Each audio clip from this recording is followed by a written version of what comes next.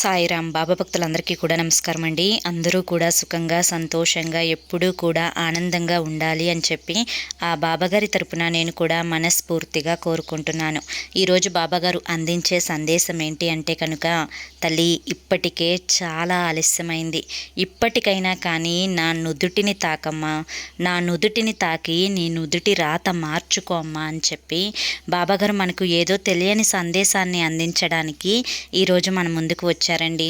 మరి బాబాగారు ఏ సందేశాన్ని అందించినా కూడా అది మన భవిష్యత్తుకు ఒక పునాది అని చెప్పి మనందరికీ కూడా తెలిసిన విషయమే కదా. మరి బాబాగారి యొక్క సందేశంలో పూర్తి ఆంతర్యం ఏంటో తెలుసుకోవాలి అనుకుంటే కనుక మీకు ఇక్కడ కింద @సాయి పిలుపు అని చెప్పి ఛానల్ నేమ్ కనిపిస్తుంది కదండి.